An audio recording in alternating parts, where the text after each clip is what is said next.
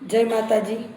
આજે બહુ તીખું ખાવાની ઈચ્છા થઈ હતી અને ઘરમાં શાકભાજી આટલા જ હતા, તો આટલામાંથી આપણે પાઉંભાજી, સરસ મજાની પાઉંભાજી બનાવીશું।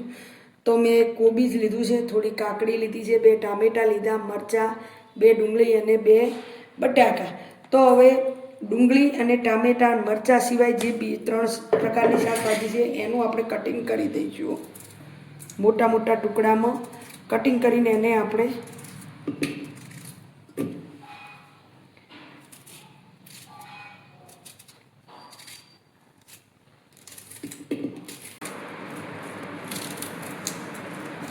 થોડું મોટું મોટું કાપી દેવાનું છે। બહુ નાનું કાપવાની કંઈ જરૂર નથી, કારણ કે આ વસ્તુને આપણે બાફવાની છે।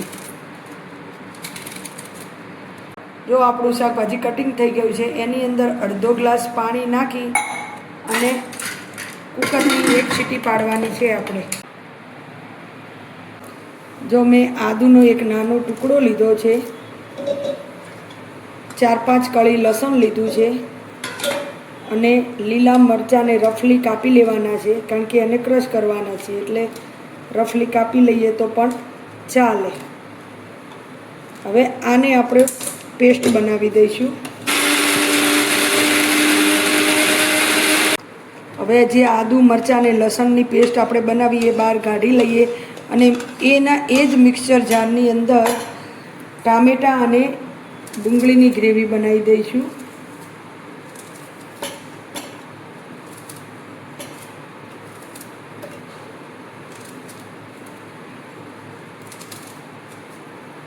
બહારની આપણે ભાજી ખાઈએ એના કરતાં ઘરે બનાવીએ તો બહુ મસ્ત ટેસ્ટ અને સ્વાદ પણ સરસ આવે છે।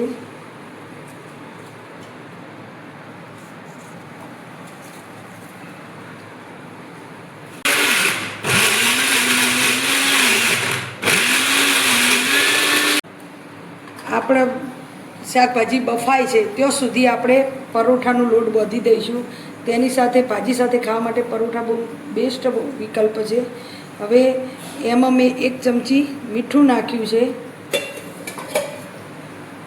અને 2 ચમચી મોણ નાખીશું, જેથી પરોઠા સોફ્ટ બને। અને રૂમ ટેમ્પરેચર પરના જે ગ્લાસ જે પાણી છે એનાથી આપણે લોટ બાંધી દઈશું। બહુ નરમ નહીં ને બહુ કઠણ પણ નહીં, એ રીતનું આપણે લોટ બાંધી દઈશું।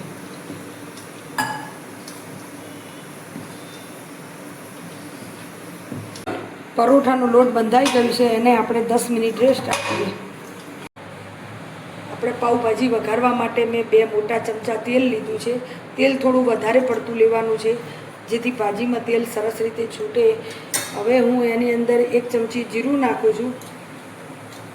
તમે જોઈ શકો છો કે સરસ મજાનું જીરું ફૂટી ગયું છે। હવે એની અંદર 1 ચમચી હિંગ નાખું છું,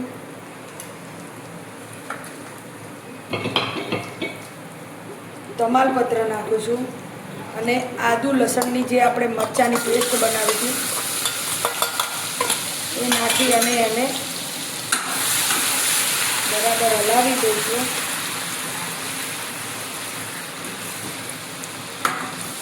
સહેજ કલર બદલાય એટલે આપણે જે ટામેટાં ડુંગળીની ગ્રેવી બનાવી હતી એ અંદર નાખીશું। હવે આની અંદર 1 ચમચી લાલ મરચું, વધારે તીખું ખાતા હોય તો વધારે નાખવાનું, અડધી ચમચી હળદર નાખવાની છે અને 1 ચમચી જેવું મીઠું। હવે આપણે ગ્રેવીને ચડવા દેવાની છે, જ્યાં સુધી અંદરથી તેલ ન ફૂટે ત્યાં સુધી ચડવા દઈશું। તમે જોઈ શકો કે સરસ મજાનું તેલ છૂટું પડી ગયું છે। હવે આને આપણે પરોઠા પર લગાડવા માટે થોડી એની ગ્રેવી કાઢી લઈશું અલગથી। હવે આની અંદર આપણે જે શાકભાજી બાફ્યું હતું, બટાકા, કોબીજ, કાકડી, એનું આપણે અંદર પાણી વગરનો ભાગ આપણે અંદર નાખવાનો છે।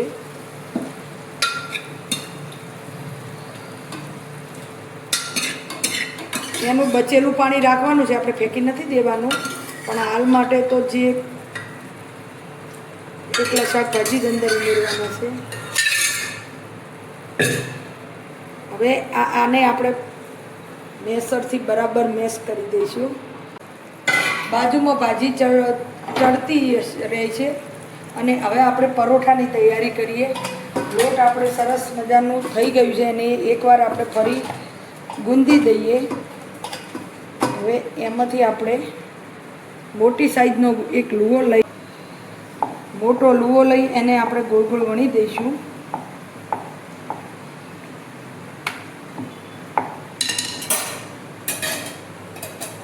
હવે આને આપણે તેલ લગાડી અને વાળી દેવાનું છે. આ બાજુ પડ છે એને પણ તેલ લગાડી અને હવે આને આપણે વણી દઈશું. ત્રિકોણને ત્રિકોણ જ વણવાનો છે આપણો પરોઠો. હવે આપણે એકવાર કાચો પાકો થવા દઈ પછી તેલ લગાડીશું એટલે અંદરની સાઈડ પણ બરાબર ચડી જશે. પાકો પરોઠો થઈ ગયો છે. હવે આપણે એને તેલ લગાડી અને બંને બાજુ એને ચડવા દઈશું. જો આપણો પરોઠો બંને બાજુ સરસ રીતે થઈ ગયો છે. તમે જોઈ શકો છો કેટલો મસ્ત રીતે પરોઠો. હવે એને આપણે લઈ લઈશું.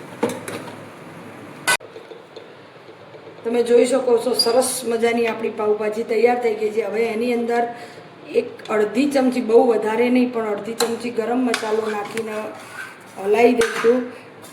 થોડાક લીલા ધાણા નાખીને આપણે સર્વ કરીશું.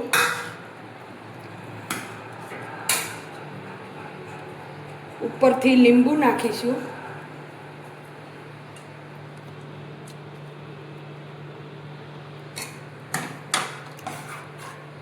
હવે આપણે એક બોલની અંદર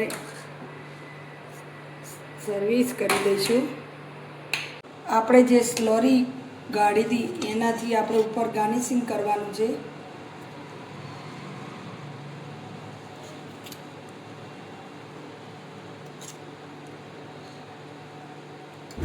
તો તૈયાર છે આપણે પરોઠા સાથે પાઉંભાજી.